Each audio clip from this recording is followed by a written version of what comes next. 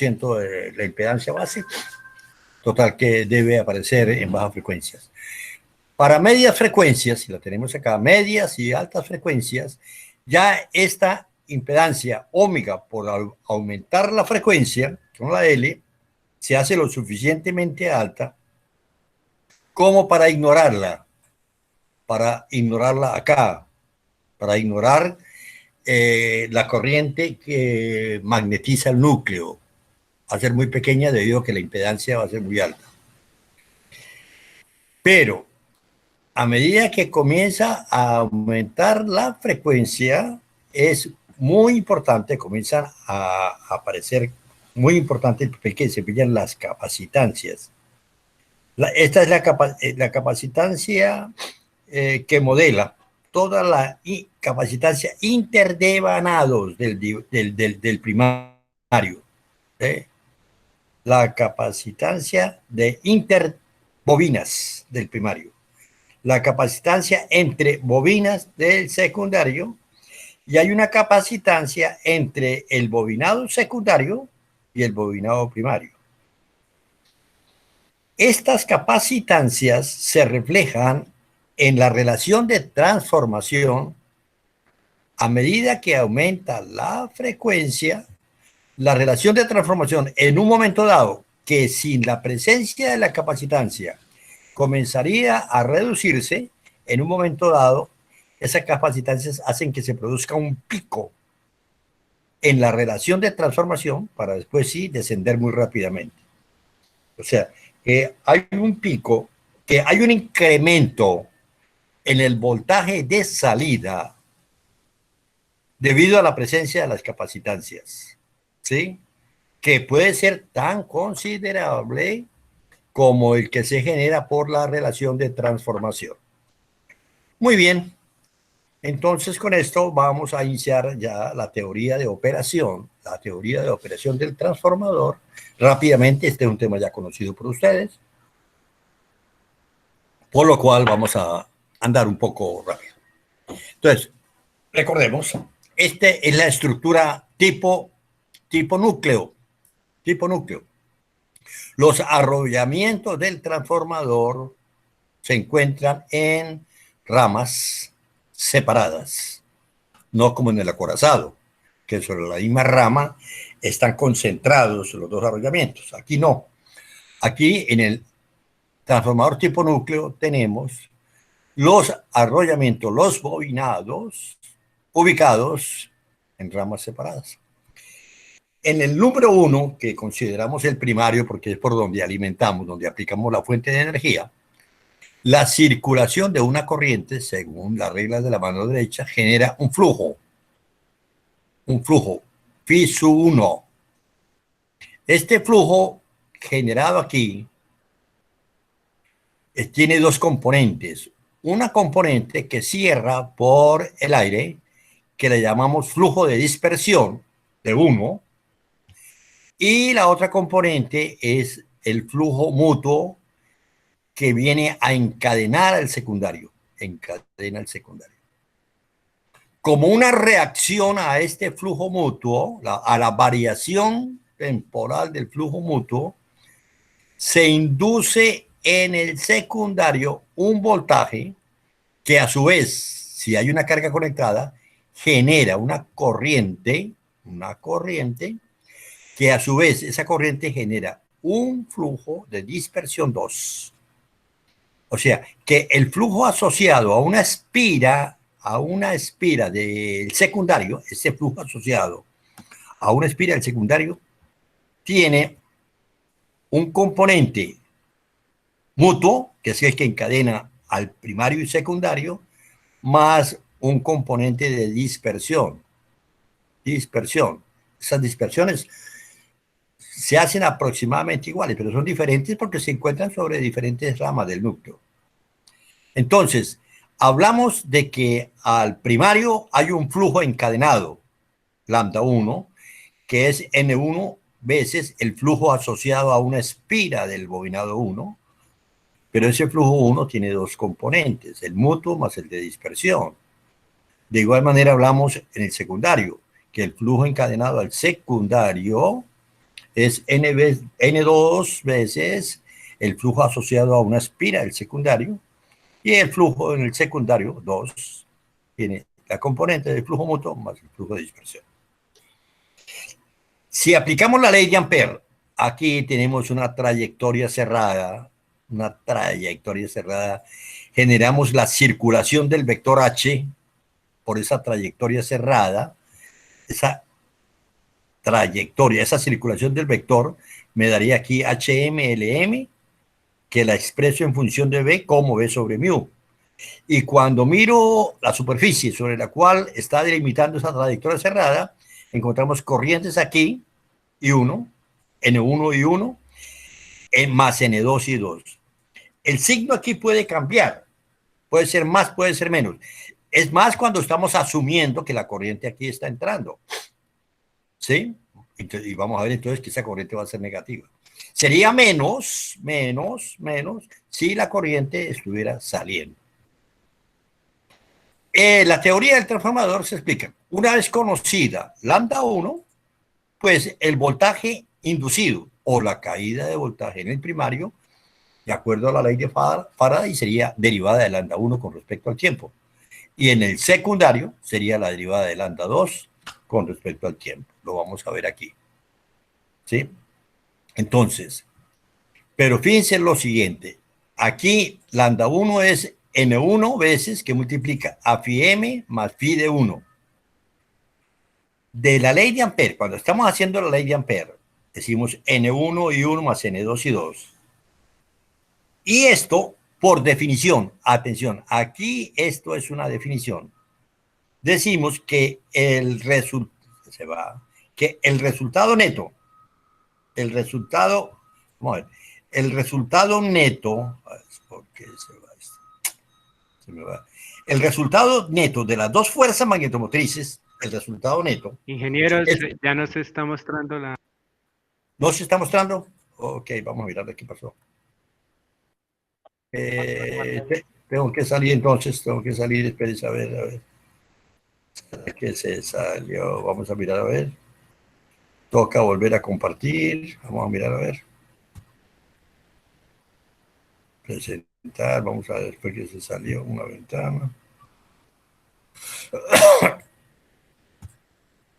¿Ahora se ve?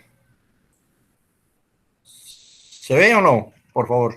Sí, ya, no, señor, ya se Bueno, ya se ve. Bueno, entonces, vamos a meternos acá. Entonces, el resultado neto lo definimos como una corriente, como una fuerza magnetomotriz de magnetización, que sería, ¿dónde circula esa corriente de magnetización? En el primario que tiene N1 espiras. N1 espiras.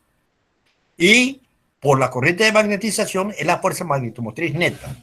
O sea, la fuerza magnetomotriz del primario, en realidad menos la del secundario, porque el secundario es una reacción.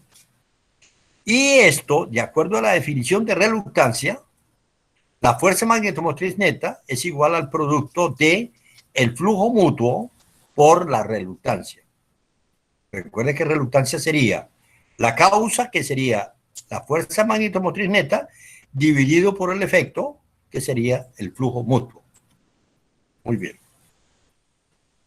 Entonces, lambda 1 sería N1 por phi m, que sería este. Este sería N1 por phi m.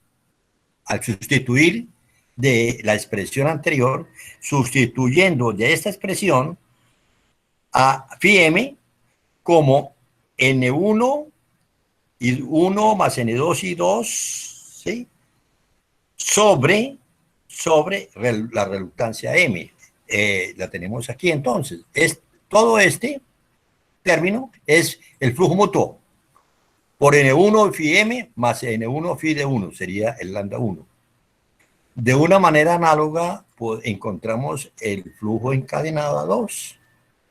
Y entonces los voltajes, tanto del primario como del secundario, los obtenemos de las derivadas de las ecuaciones 713 y 714.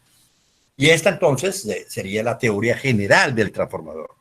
La manera como expresamos las caídas de voltaje en el primario y el voltaje inducido en el secundario como una función de las corrientes y de la característica geométrica de el núcleo y de la característica de la bobina. Muy bien. El primer modelo con que se trabaja el transformador es el modelo ideal. El modelo ideal. Vamos a ver. De esa teoría general, ¿cómo la podemos simplificar? Esa teoría general. ¿Cómo la simplificamos cuando asumimos que trabajamos con un transformador ideal? Hay que empezar por definir qué es lo que entendemos por transformador ideal. Por transformador ideal entendemos el transformador que tenga un circuito eléctrico ideal y un circuito magnético ideal. Decir circuito eléctrico ideal es equivalente a decir que los conductores no tienen resistencia, que no hay resistencia a los conductores. Decir que los conductores no tienen resistencia es equivalente a decir que la conductividad del material del alambre, que esa conductividad es infinita matemáticamente. ¿Ok? El circuito magnético ideal es aquel que no presenta oposición para el establecimiento del campo magnético. Y entonces, el equivalente sería aquel transformador cuyo material tiene una permeabilidad infinita. Fíjense cómo son análogos.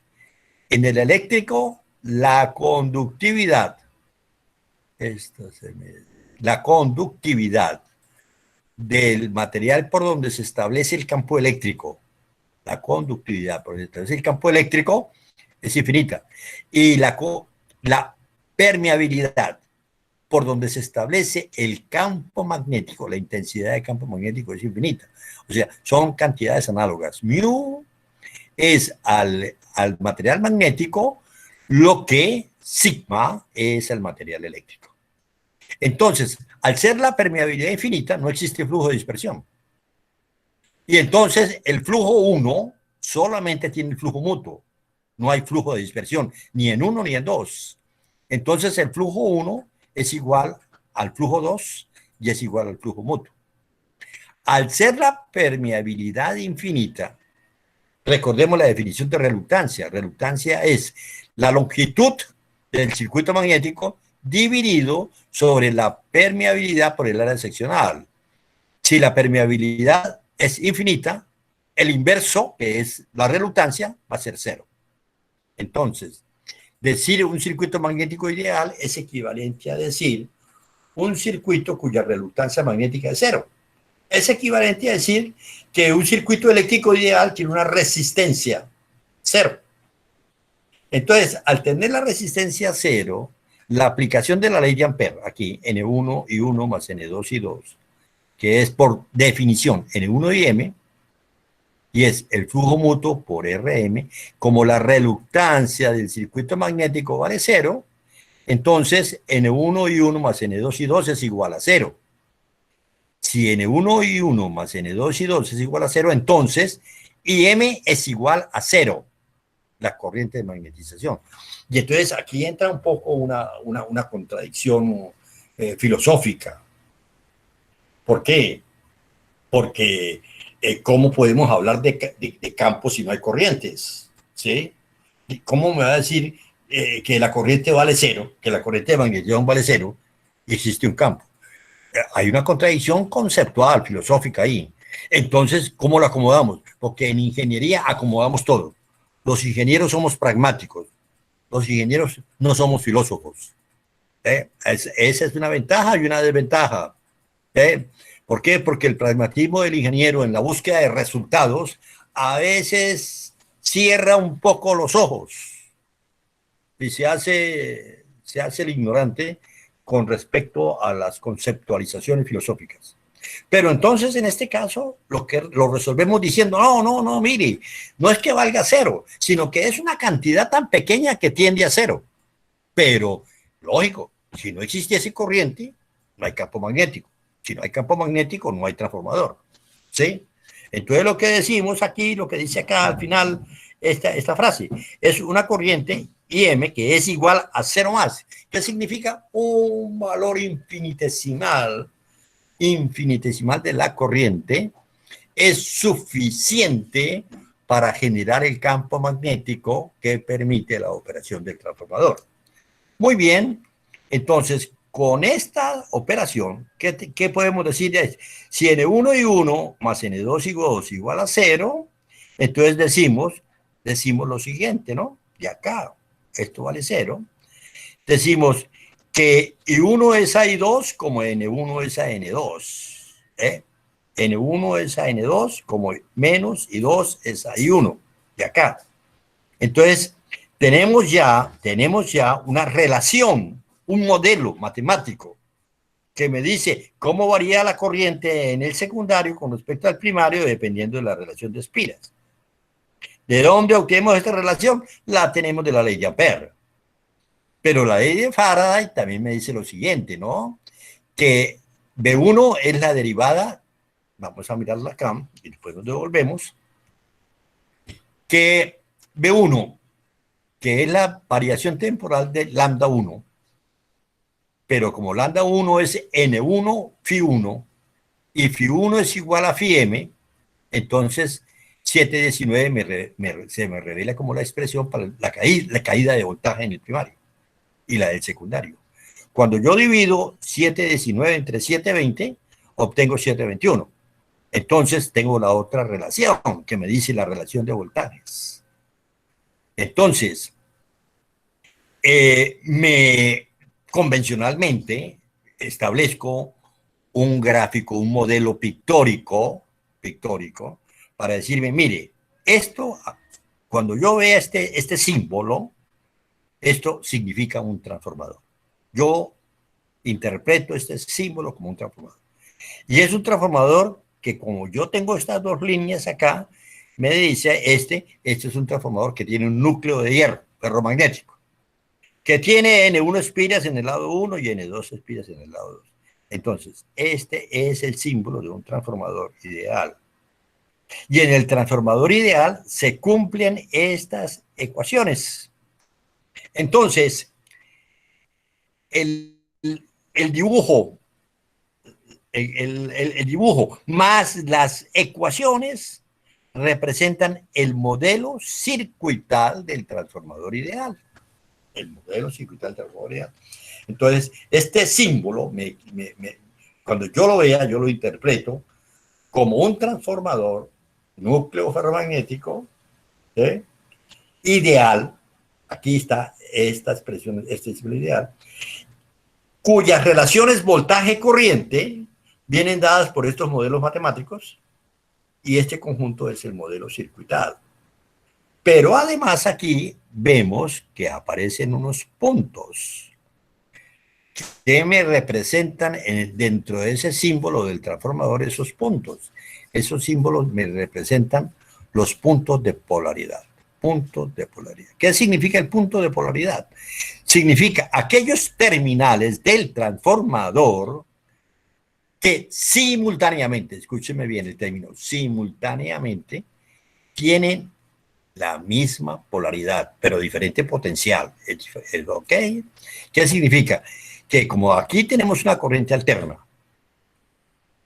voltaje alterno, una corriente alterna, este voltaje alterno, cuando aquí el voltaje es positivo, aquí también será positivo, pero tendrán diferentes niveles de potencial, porque para eso hay un cambio, una relación de transformación. Entonces, los puntos de polaridad me indican aquellos terminales en los cuales simultáneamente es positivo o es negativo.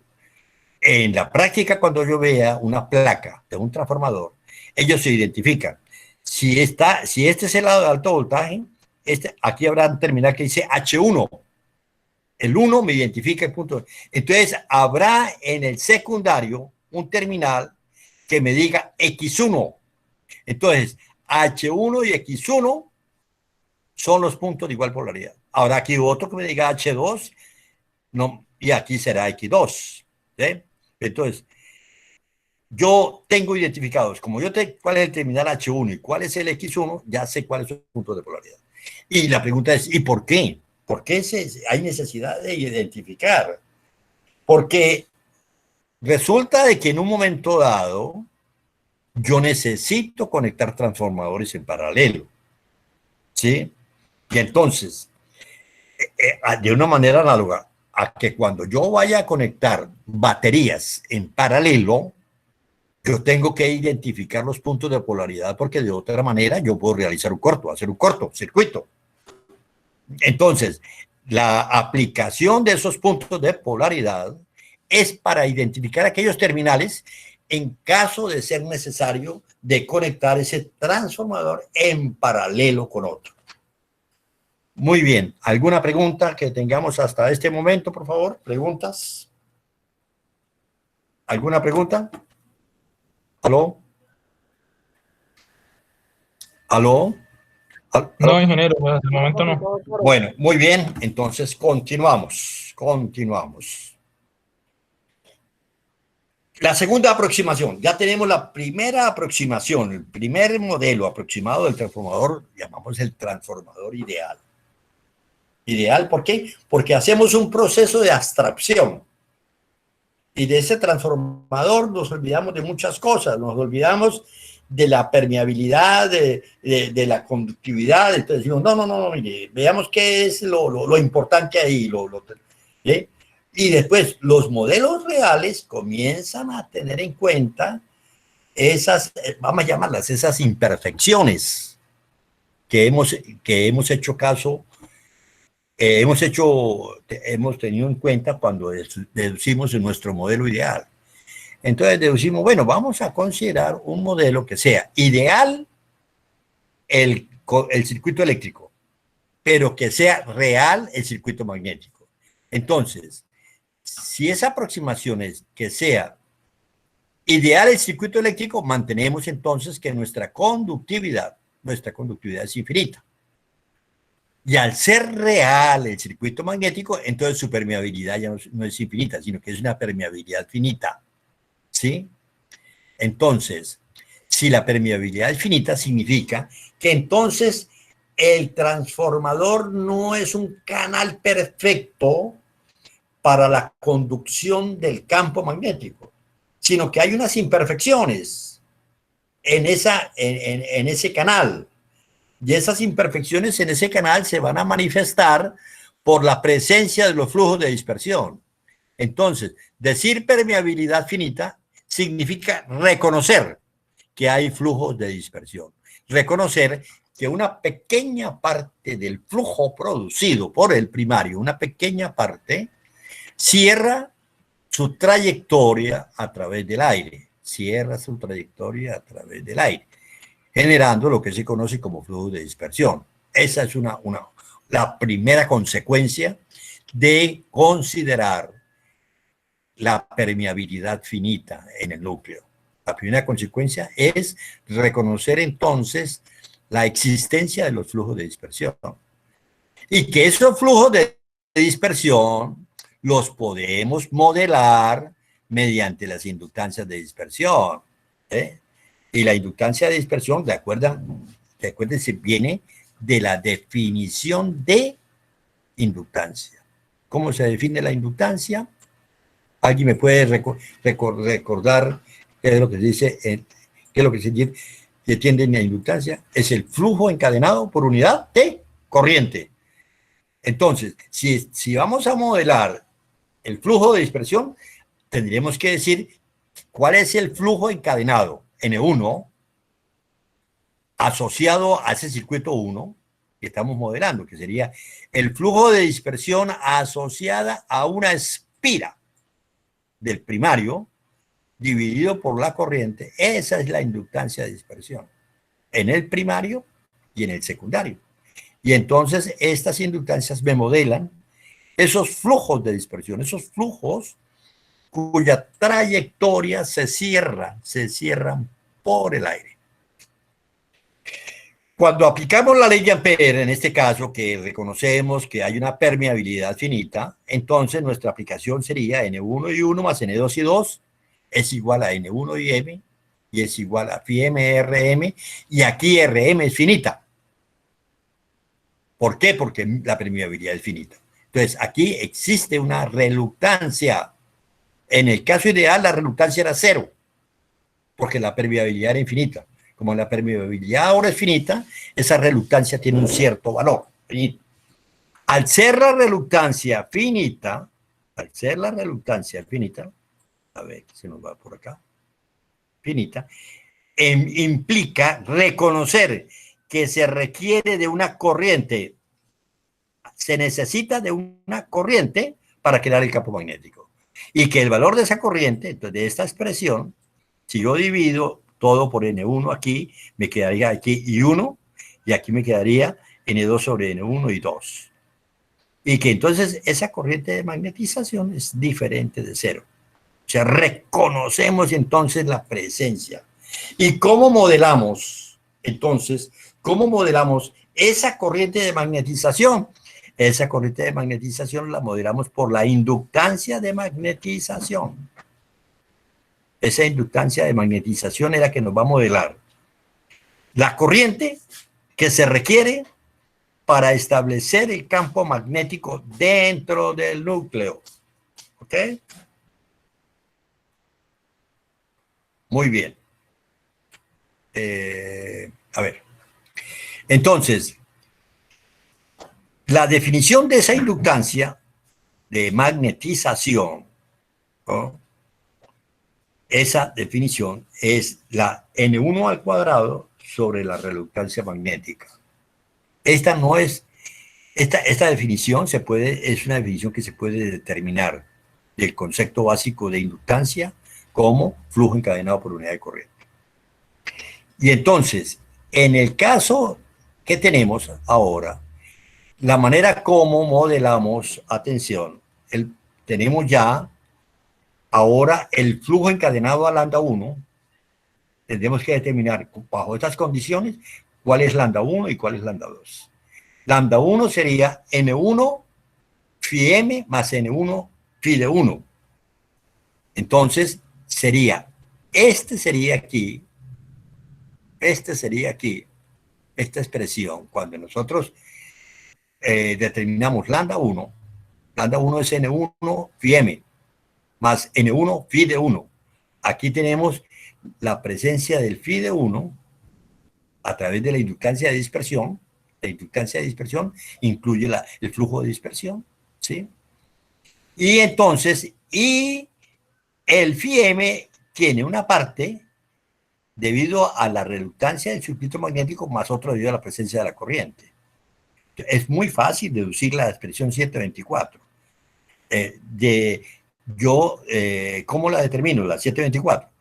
Fíjense que nosotros ya habíamos determinado aquí un valor para lambda 1. Aquí lo teníamos, mire, para lambda 1. Aquí lo teníamos. ¿Sí? Este es. Entonces, cuando yo derivo lambda 1 con respecto al tiempo, me quedaría N1 RM, N1 derivada de I1 con respecto al tiempo, más N2 derivada de I2 con respecto al tiempo, más N1 derivada de phi de 1 con respecto al tiempo. O sea, de 7.13 y 7.14 derivamos, porque esta es una expresión que reconoce, aquí en esta expresión se reconoce que hay una permeabilidad finita, porque hay una reluctancia. Entonces, de 7.13 y 7.14 obtenemos las ecuaciones 7.24, 7.24 y 7.25. Esta ecuación 7.24 la podemos modelar acá, donde tenemos entonces la inductancia de dispersión que me modela el flujo de dispersión y esto que me modela a la inductancia de magnetización. Este componente es la inductancia de magnetización. ¿Ok? Entonces, este circuito, donde aquí tenemos el transformador ideal y le adicionamos al transformador ideal dos elementos para reconocer las consecuencias de la permeabilidad finita. Uno, la presencia de flujo de dispersión, y el otro, el requerimiento de una corriente. Por aquí viene IM, el reconocimiento de que se requiere una corriente para poder establecer el campo magnético en el núcleo. ¿Alguna pregunta, por favor, en relación a esto? ¿Alguna pregunta? ¿Preguntas, por favor?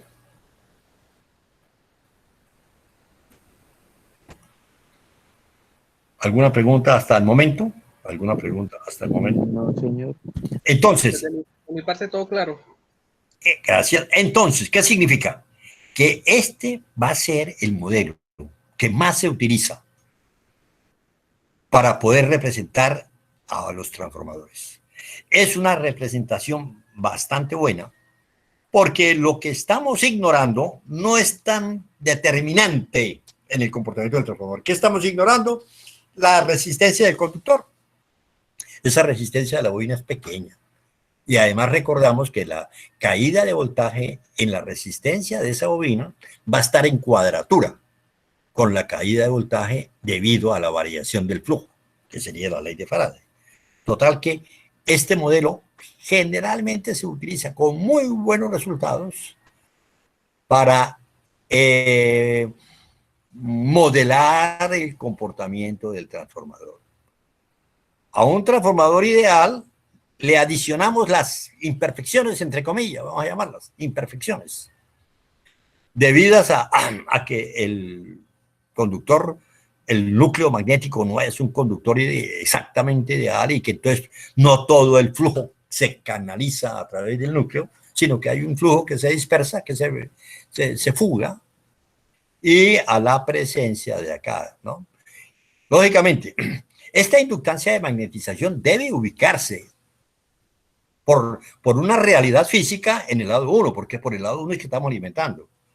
Pero el manejo matemático me permite también colocarlo, por ejemplo, transportar esta LM acá. Pero en ese momento tengo que tener en cuenta que la realidad matemática no concuerda mucho con la realidad física, ¿no? Hay que tener en cuenta eso, ¿no? Porque la realidad física es que la inductancia de magnetización debe ubicarse por el lado donde se alimenta, porque por el lado donde se alimenta es donde se demanda la corriente que se necesita para establecer el campo magnético. Muy bien, con esto damos por terminado este tema y vamos a analizar la saturación del transformador. ¿Qué ocurre cuando el transformador se satura? ¿Cuáles son las consecuencias de la saturación del transformador y por qué se satura el transformador? Ese es el tema que nos interesa. ¿Por qué se satura un transformador? Primero. La segunda pregunta es, ¿qué ocurre? ¿Cuál es la consecuencia de que un transformador se sature?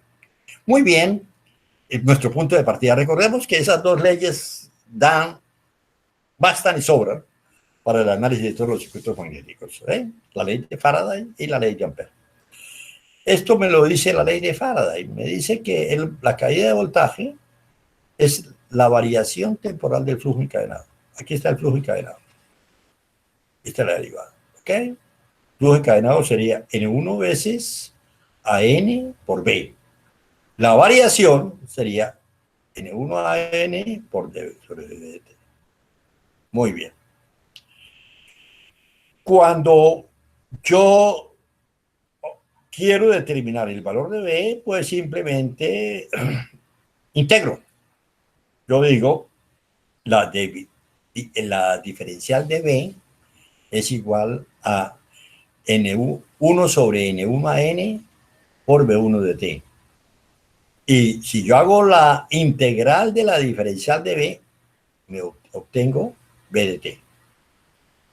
La integral de la diferencial. Y entonces, B de T me dice aquí que es 1 sobre N1 a N. La integral de 0 a T de B1 de T. Entonces, ¿qué sé yo? Yo sé que el B no puede llegar a sobrepasar este valor. Que hay un valor límite para el BM, que ese valor límite es el B de saturación y que recordamos que es de 1.4 teslas para el acero del silicio, 0.4 teslas para las cerámicas magnéticas, para las ferritas, un Tesla para los núcleos de hierro pulverizado, ¿sí? Y que no se puede sobrepasar ese valor. Entonces, para un cierto tiempo, la pregunta es, ¿para qué tiempo? ¿Para qué tiempo esto es máximo? Es máximo e igual a BS. No lo estamos colocando ahí porque se nos complica la diapositiva. Entonces la pregunta es, ¿para qué tiempo? Hay un cierto tiempo para el cual B es máximo e igual a B sub S, B es saturación. Entonces nos centramos acá. ¿Cuándo será ese tiempo? Cuando esta expresión es máxima. Esta expresión es máxima cuando esta integral es máxima. Recordemos, recuérdense, ¿cómo es nuestra señal de voltaje? Alterna senoidal. Cuando la integral de B de t, que es el área bajo la curva de la seno, de la función seno, ¿estamos de acuerdo? ¿Cuándo, en qué tiempo esa área es máxima? Esa área es máxima, comienza la función seno, imagínense, la función seno va creciendo, va creciendo. A medida que va aumentando el tiempo, el área bajo el semiciclo positivo va aumentando. Cuando llega a t igual a t medios, en ese momento tenemos el área del semiciclo positivo. Pasado eso, entramos en un semiciclo negativo, que es un área negativa, entonces el área comienza a disminuir, Entonces, el valor para el cual esto es máximo es cuando t vale t medios. ¿Me entienden el razonamiento, muchachos? ¿Aló? Cuando es cero el ciclo positivo con el cuando se cumple medio ciclo. Al cumplir el medio ciclo, el área es máxima, porque después, pasando el medio ciclo, entramos ¿dónde? En la parte negativa, y entonces el área neta ya comienza a reducirse. Entonces, el valor máximo de esta integral ocurre cuando t es igual a t medios. Entonces, cuando t es igual a t medios, esto es máximo y el valor máximo aquí será B sub S. ¿Qué dice entonces? Que lo que determina el valor de saturación es la integral de voltios segundo. Por eso, hay una manera como se caracterizan, por ejemplo, los transformadores de pulso. Aquí dice, los transformadores de pulso se caracterizan por la integral voltaje-tiempo. O sea, hay un valor máximo para esa integral. Si se sobrepasa el valor de los voltios segundo, el transformador se satura. Entonces, estamos dándole respuesta a la primera pregunta. ¿Por qué se saturan? Porque la fuente, aquí se va, porque la fuente le aplica una integral B de t mayor que la permitida. Cuando la integral voltaje-tiempo es mayor que la permitida, entonces el transformador adquiere un valor de B superior y entonces se satura. El responsable de que se sature no es la magnitud del voltaje, no señor. Es la integral voltaje-tiempo. ¿Entenderán? ¿Me entienden, muchachos? Implícitamente, cuando estamos aquí en esta integral, está de por medio la frecuencia, ¿sí? A medida que tenemos frecuencias más altas, ¿qué significa? Que la integral voltaje-tiempo aumenta. Entonces, aquí está inmerso, está enmascarado dentro de esta integral la presencia de la frecuencia. O sea que la frecuencia determina, para una cierta frecuencia hay una cierta condición de saturación. Cambia la frecuencia, cambia la condición de saturación. Muy bien por ese lado. Entonces, la ecuación 727 me permite dar respuesta a esa pregunta. ¿Por qué? ¿Por qué se satura el transformador? Ahora, ¿cuál es la consecuencia? Decimos que la expresión de la caída de voltaje en el primario del transformador o en un inductor Esta es de la teoría de campos, de la teoría de la ley de Faraday. Pero hay una expresión análoga en circuitos que me dice que el voltaje es la inductancia por la variación temporal de la corriente. Entonces, estamos interesados ahora en ver qué es lo que ocurre cuando se satura. Entonces me interesa saber qué es lo que pasa con la corriente. Por eso planteo la misma condición bajo otra variable. Aquí la variable era densidad de campo y ahora me interesa ver qué es lo que ocurre con la corriente. Entonces aquí tenemos que la integral de IM, la integral de diferencial de IM es 1 sobre LM, la integral B de t. ¿Ok? ¿Qué me dice acá? Mire, cuando esta integral lleva, esta es la misma integral, lleva a que el sistema se sature, en ese momento, ¿qué le ocurre a la permeabilidad? La permeabilidad colapsa. Y la permeabilidad colapsa, entonces colapsa la inductancia, porque la inductancia es directamente proporcional a la permeabilidad. Si la permeabilidad comienza a descender rápidamente hacia cero, esa inductancia magnetizante comienza a reducir rápidamente a cero. ¿Y qué ocurre entonces? Como la corriente es inversamente proporcional a la inductancia, entonces esta corriente incrementa rápidamente. Entonces se viene un incremento de la corriente de magnetización que el primario del transformador demanda de la fuente, y ese valor crece tanto que al colapsar el EM es la corriente de cortocircuito. Entonces, eso lo explica. Entonces, me dice, se satura porque se aplica una integral voltaje-tiempos más allá del valor permitido, y esa aplicación de un voltaje en tiempo mayor que el permitido hace colapsar. Colapsar significa reducir dramáticamente, reducir drásticamente el valor de LM, que al reducir drásticamente el valor de LM, entonces la corriente de magnetización crece teóricamente hasta un valor infinito. En la práctica, hasta un valor de la corriente de cortocircuito. Muy bien. Escucho preguntas en relación al tema que hemos analizado. Escucho preguntas, por favor. Escucho preguntas. Es decir, que esa integral de corriente solamente es válida para cierto... Disculpe, recordemos, la metodología que vamos a utilizar siempre es primero el nombre del estudiante que va a hablar, ¿sí? Y después sí me formula la pregunta, por favor. Ok, soy Gustavo Peñaranda. La corriente IM, o sea, la expresión para la corriente IM, la integral solamente sirve para cierto intervalo de la curva de magnetización, porque al llegar luego... Sí, fíjese lo siguiente, ¿no?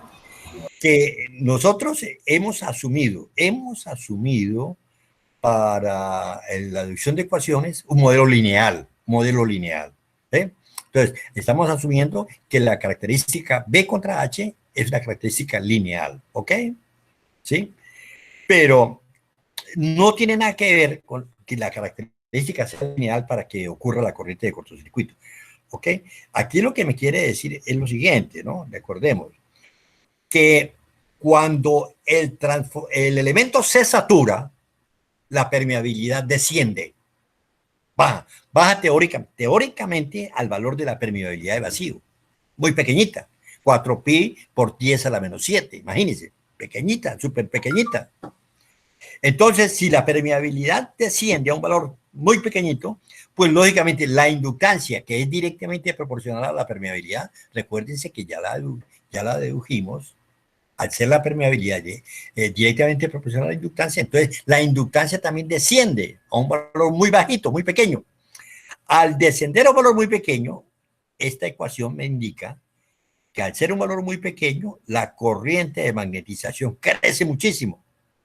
Crece a un valor muy alto, y ese valor muy alto es el valor de la corriente de cortocircuito. ¿Gustavo entendió o tratamos a ver de encontrarle otra? No, sí, señor, ya lo entendí. Le entendí Bueno. por la parte de que el cambio brusco de la permeabilidad hace que se incremente bruscamente también La inductancia. eso. Y la inductancia es la oposición. Entonces, ¿qué significa? Que la oposición a la corriente deja de existir. Ya no haber oposición, inmediatamente se produce vamos a llamarlo una avalancha de la corriente. Muy bien. Vamos a terminar entonces el último tema de esta clase. Y hablamos de esto que es muy importante. Corrientes transitorias, para dejar este tema. Corrientes transitorias de transformación. Miren, nuestro modelo de la característica de magnetización es este. Aquí viene, aunque aquí está exagerado, porque realmente la pendiente es muy pequeñitica. La pendiente es muy pequeña porque la pendiente es muy bajita. Aquí está exagerada. Realmente esto debería ser muy pequeñito. Esto debería ser casi paralelo a esto. ¿Sí? Entonces, nuestro modelo de lambdas contra corrientes del primario o de un inductor es este, ¿no? Viene de un negativo. Aquí viene en esta zona, estamos considerando que la corriente de magnetización es despreciable. Entonces él pasa de lambdas, se me va, de lambdas negativos a lambdas positivos. Va aquí así, ¿ok? Entonces, ¿qué ocurre? No sé si ustedes se habrán dado cuenta, en los laboratorios, cuando tenemos los autotransformadores o un transformador y tenemos, por ejemplo, un interruptor termomagnético, y usted llega y lo conecta, y ocasionalmente, sin tener nada conectado, teniendo cero carga, los terminales abiertos, se dispara el interruptor termomagnético, se dispara, abre. Dios mío, pero ¿qué? ¿Dónde está la corriente si no tenemos carga conectada? ¿Por qué ocurre esa sobrecorriente? Cuando se va a energizar un transformador de distribución, ¿sí? Se hicieron un trabajo y entonces, bueno, vamos a energizar, vienen los cortacircuitos, se suben las cañas y se conectan y de pronto, ¡pah!, dispara. Sí, no. Entonces, esa sobrecorriente que ocurre no se debe a la carga, porque no hay carga conectada en el caso del laboratorio. En el caso del transformador de distribución sí puede haber una carga, pero la carga puede estar trabajando normalmente. ¿Por qué ocurre esa sobrecorriente? Esa sobrecorriente ocurre por lo siguiente, porque cuando usted desconecta, imagínense que estamos trabajando en corrientes positivas, ¿sí? Y en un momento dado desconectamos el transformador, entonces él queda con un magnetismo residual. Veamos a ver si nos quedamos aquí atrás. Mírense, imagínense que nosotros estamos en este sector y aquí en este momento dado, abrimos el circuito, entonces él tiene un recorrido, él comienza aquí lo tenemos, un recorrido, comienza a descender la corriente, porque está desapareciendo la corriente no puede desaparecer instantáneamente. Y entonces cuando llega a este punto, ahí se quedó, ese punto es el magnetismo residual, ¿me entienden? Entonces, él queda con un magnetismo residual. ¿Estamos de acuerdo? Entonces, cuando yo vuelvo a conectarlo, inicialmente hay una integral de voltaje-tiempo que parte de ceros. Entonces llega y viene normal. Pero ahora no va a partir de ceros, parte de del voltaje residual. Entonces, ¿qué ocurre? Que en ese momento, la aplicación de la integral voltaje-tiempo va a llevar al transformador a la saturación. Lo lleva a la saturación. ¿Por qué? Porque él no parte de cero, sino que parte de un magnetismo residual. Entonces, en ese momento es cuando, al llevarlo a la saturación, aparecen pulsos de corriente. ¿Sí? Y la ecuación que regula, esta va a ser la ecuación que regula el flujo encadenado, dependiendo de este modelo, Y esta va a ser la ecuación que regula el comportamiento del circuito. Pero trabaja con una inductancia muy pequeña porque es la inductancia de saturación, la que trabaja con la permeabilidad del aire. Entonces, al resolver esta ecuación, aparece que la corriente comienza a tener pulsos cuando E está en el semiciclo negativo.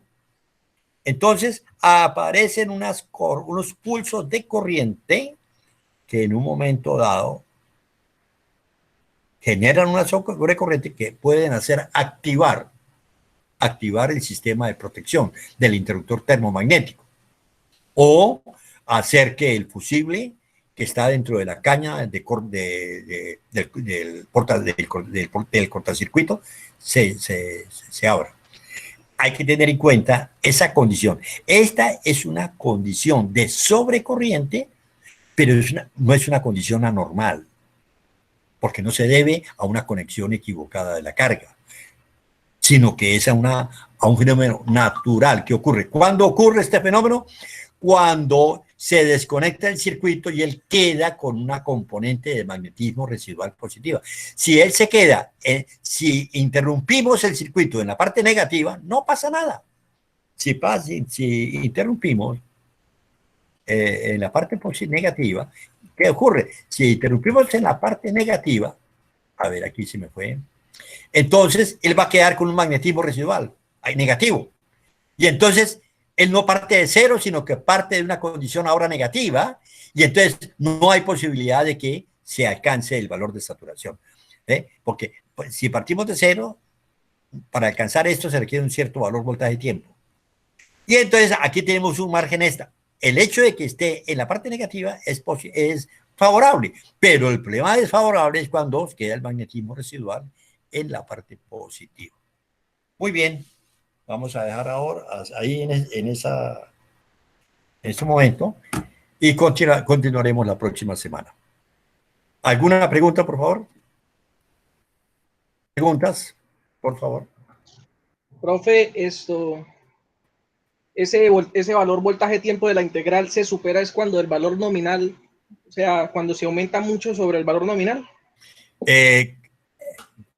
Para una característica nominal del transformador, hay un valor voltaje-tiempo, que es el que se trabaja y que me garantiza que no lo llevo a saturación. Pero ese integral voltaje-tiempo se asume que parte de un magnetismo, de una densidad de campo de cero. Pero como ahora parte de un valor mayor, entonces esa integral va a ser superior a la permitida y lo va a llevar a la saturación. Eso es lo que quiere decir. Cuando partimos en el semiciclo negativo no tenemos problema porque partimos de un punto de abajo, ¿sí? Cuando partimos de acá, no hay problema, pero cuando partimos de acá, entonces aquí vamos a sobrepasarlo. Entonces, la situación ocurre cuando se interrumpe la corriente en el semiciclo positivo y el transformador queda con un magnetismo residual positivo. Esa es la situación.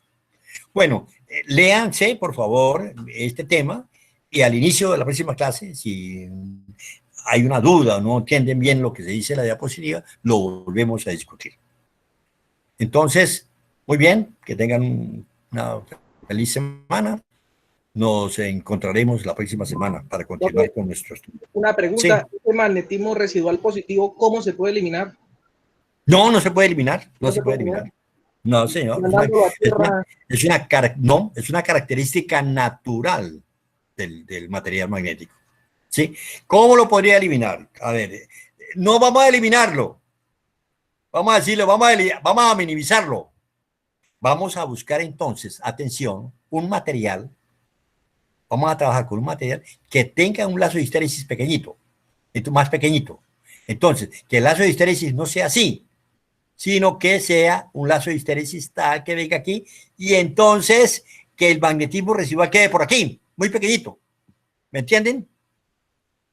Entonces, yo he diseñado con un factor de un 80% de seguridad.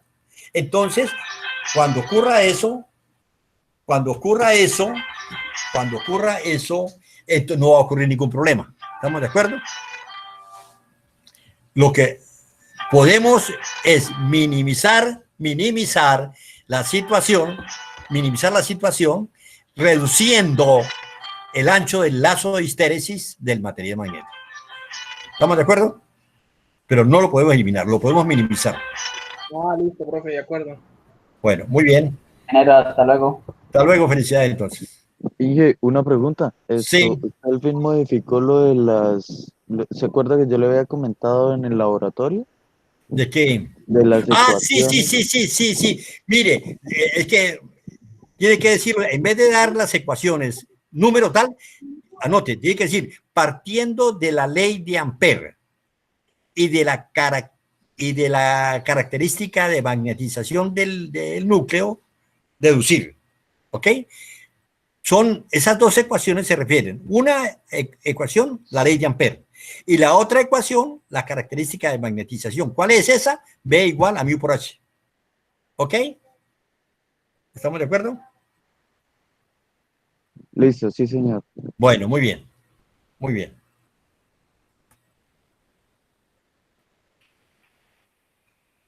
Bueno, entonces nos despedimos y a estudiar, muchachos, a estudiar para que cuando vengamos la próxima semana, escuchar bastantes preguntas. Listo, profe, saludos, gracias. Bueno, Sí, señora, hasta luego. bueno, Hasta luego, felicidades. ingeniero. Hasta luego. Hasta luego, ingeniero. Luego. Hasta luego, felicidades. Hasta luego, Jessica.